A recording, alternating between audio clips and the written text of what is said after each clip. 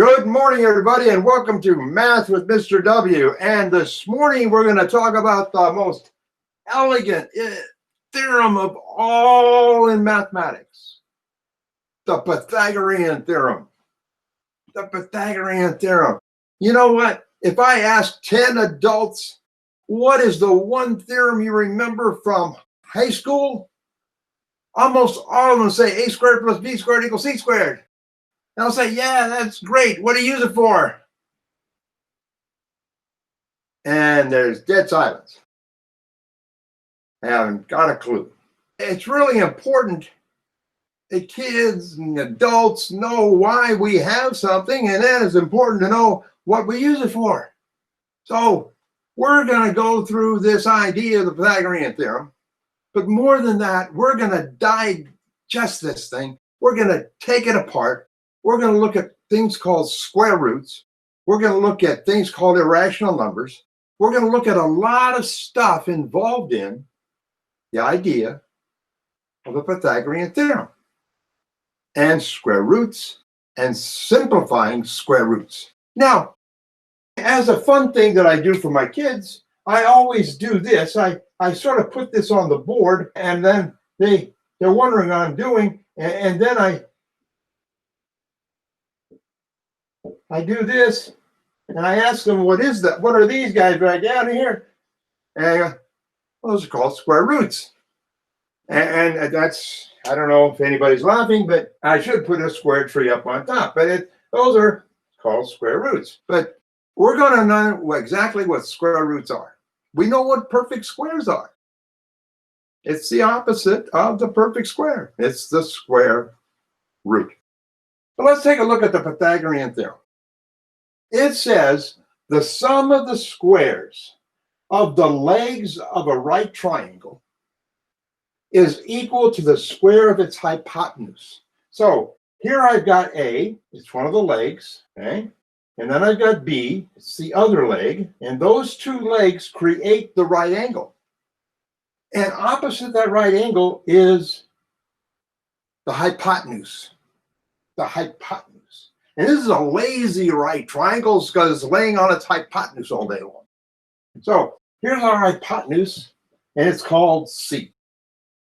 So we're saying that the square of the length of this side plus the square of the length of this side must equal the square of the length of this side. Now, that's an amazing, elegant theorem. And it's just beautiful. It's just really, really beautiful. And we're not going to prove it here. Now, you can prove it. There are ways of showing how it's done using parallel lines and other things that make things fairly simple. And there's books on 1,001 ways to prove the Pythagorean theorem.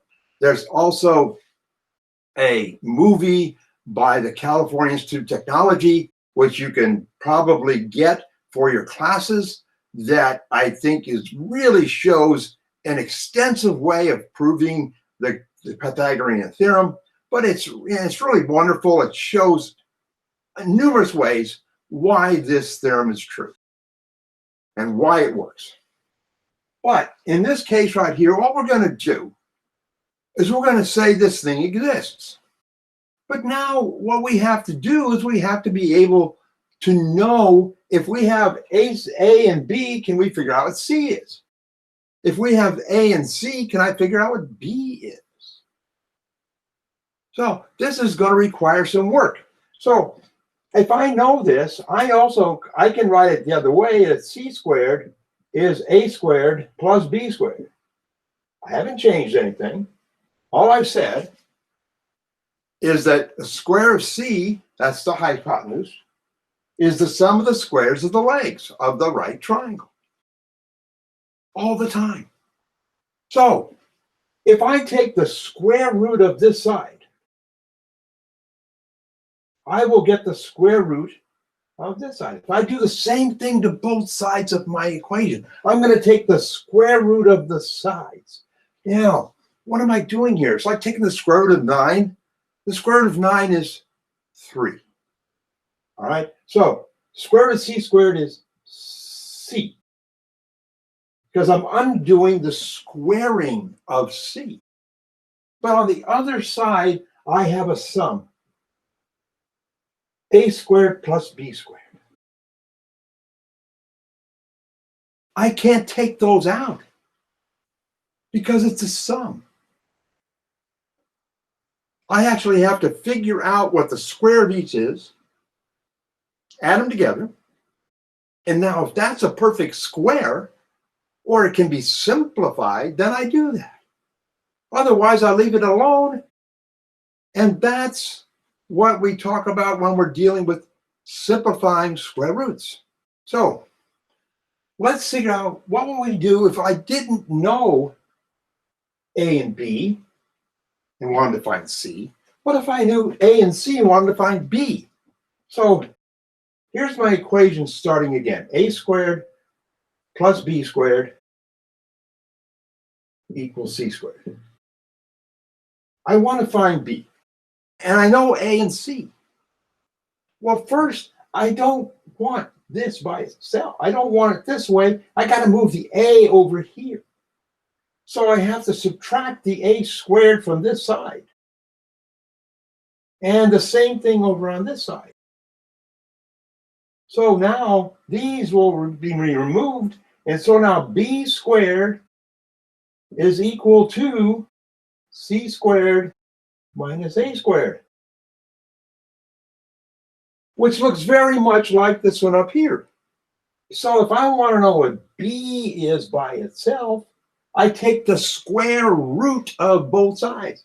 Now notice the symbol, the radical sign. This is called a radical sign. Okay, this guy here, radical sign. So I get C squared minus A squared underneath.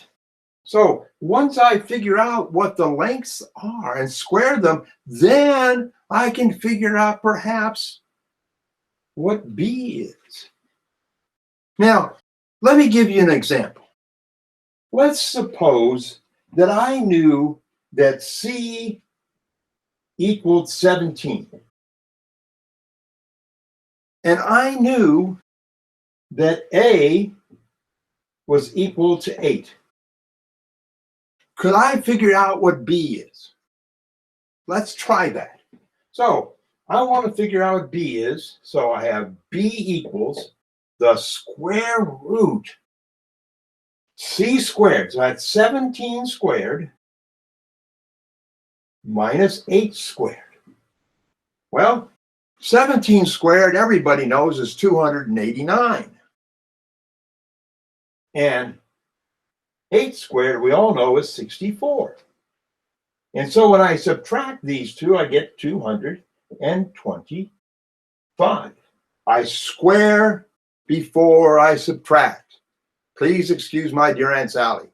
Exponents come before subtraction. So I get the square root of 225. Now, this is a positive thing because we're talking about the length of something. So, and this happens to be a perfect square. So B equals 15. B equals 15. So now, look what I've got. I've got 3 sides of a right triangle. 8, 15 are the legs, and the hypotenuse is 17. Now, I'll discuss that more. It's called a Pythagorean triple. And I'll discuss that a lot more in a different video. But for right now, I got one formula right up here for C. I've got one for B. And of course, the one for A looks like the one for B. Only we're going to take the square root of C squared minus B squared. So now we've got our 3 formulas to figure out the different parts of the right triangle using the Pythagorean theorem. Now, before we go any further, you're going to have to look at something else. We have to understand about square roots. We can't just jump into going, okay, got it, boom, next. No, this is a really important part of mathematics and irrational numbers and a whole lot of other stuff. So I'll see you next time. Take down all these formulas. Make sure you have these down. But then I'll see you next time on another video, because we're going to talk about square roots, irrational numbers, and the stuff that makes this stuff easy. See you next time on Math with Mr. W.